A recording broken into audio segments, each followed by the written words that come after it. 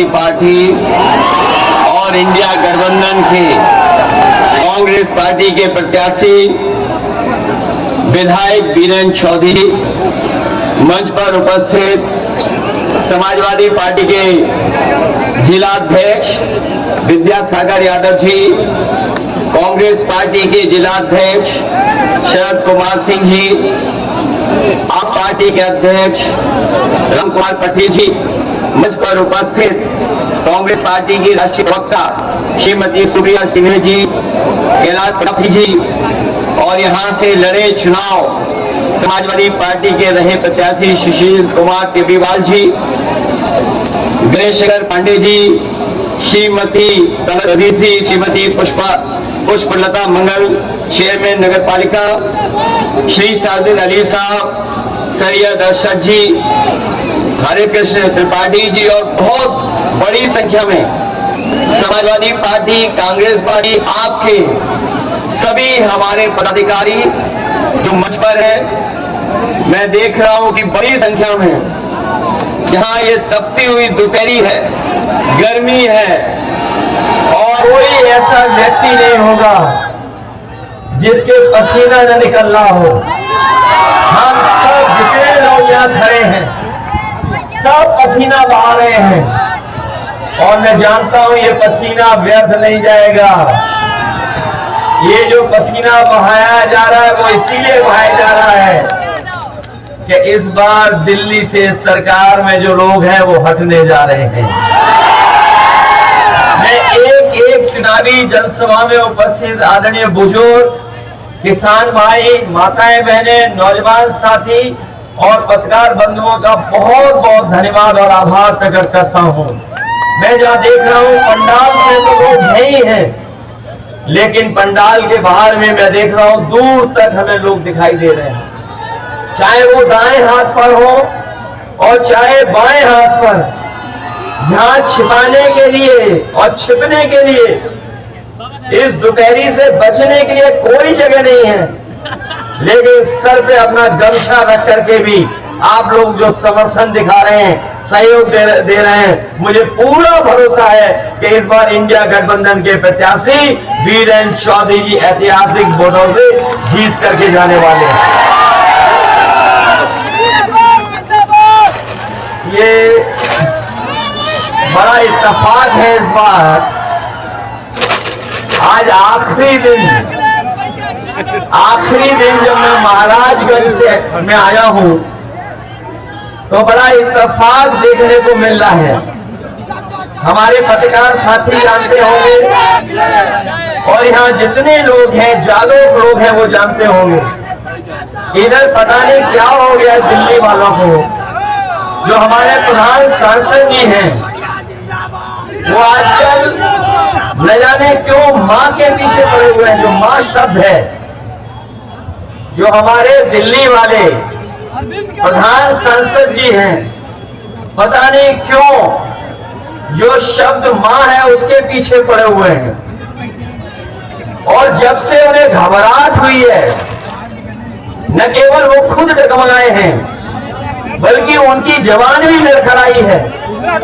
और इधर जो सुनने को मिल रहा है कि जब उनकी ऊंचाई से जो गिरावट शुरू हुई है, जो गिरते जा रहे हैं, न जाने कहां जाकर के गिरेंगे, और जिनका काउंटडाउन शुरू हो गया है, वो लोग क्या कहते थे इस चुनाव में, कभी मीट की बात की, कभी मच्छी की बात की, कभी मुजरे की बात की, और अब सुनने में आया कि महात्मा गांधी जी की बात कर रहे हैं। ये जितने शब्द इन्होंने बोले हैं ये सब एम से शुरू होते हैं, मां से शुरू होते हैं, लेकिन ये एम शब्द के पीछे तो पड़े हैं। लेकिन मैं देख रहा हूं इस बार एम से महाराजगंज भी है, मां से महाराजगंज भी है। वो अगर उधर पीछे पड़े हैं तो महाराजगंज में वाले भी इन भारतीय जनता पार्टी के लोगों के पीछे पड़े हैं। जब तक जमानत जब्त नहीं होगी तब तक महाराजगंज के लोग शांति से बैठने वाले नहीं हैं। जो लोग 400 पार का नारा दे रहे थे, जो लोग 400 पार का नारा दे रहे थे, बताओ 7वें चरण तक आते आते वो नारा अपना भूल गए कि नहीं भूल गए? और न केवल नारा भूल गए हैं, अब उन्हें डर सता रहा है कि कहीं 400 न हार जाए। और सच्चाई तो यही है, हमने आपने थोड़ी देर में समझने की कोशिश की। सोचिए उन्होंने क्या नारा दिया? नारा दिया 400 पार। हम लोग बाद में समझ में आया कि 400 पार का मतलब हुआ 543 में 400 पार मतलब 143 सीटें। 400 हार मतलब 143। और सच्चाई तो ये है कि जनता का गुस्सा 7वें आसमान पे पहुंच गया है और 140 करोड़ की जनता इनको 140 सीटों के लिए तरसा देंगे।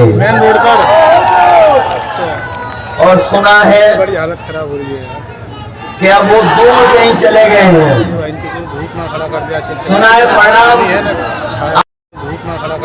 सुना है परिणाम आने से पहले ही दूर चले गए हैं, कहीं तपस्या के लिए दूर चले गए हैं, क्योंकि उन्हें भी तो कहना है आखिरी में जब परिणाम नहीं आएगा कि हमारी तपस्या में कुछ कमी रह गई थी। इसलिए साथियों, मैं आपसे निवेदन और अपील करने आया हूं। इन्होंने 10 साल में हर बात झूठी बोली है, इनका हर वादा झूठा निकला है। कहां कभी कहा था कि किसानों की आय दोगुनी हो जाएगी, लेकिन आज जब हमारा किसान अपना हिसाब किताब लगाता है तो उसकी आय दोगुनी नहीं हुई है। जो लागत बढ़ी है उसके कारण आज हमारा किसान संकट में चला गया। न केवल किसान संकट में गया है, बल्कि उनके सामने ऐसा संकट पैदा किया है कि अगर सरकार चाहती तो उनकी मदद हो जाती, लेकिन इस सरकार की नीयत में नहीं था मदद करना। इन्होंने जब कर्ज माफ करने का फैसला लिया तो बड़े बड़े उद्योगपतियों के लिए नियम बनाया, और नियम ये बनाया कि 5 करोड़ से ऊपर जिनका कर्ज है उन्हीं का कर्ज माफ होगा। हमारा किसान, हमारा गरीब और हमारे गांव में रहने वाले लोगों का तो कर्ज हजारों या लाखों में है।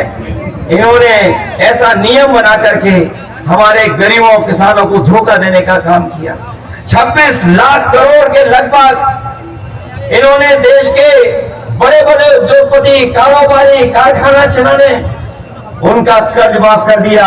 लेकिन आज महाराजगंज में हम लोग भरोसा दिला के जा रहे हैं कि अपने किसान भाइयों को भरोसा दिला के जा रहे हैं कि 4 जून के बाद जब सरकार बनेगी तो अपने किसानों का और गरीबों का पूरा कर्ज माफ होगा।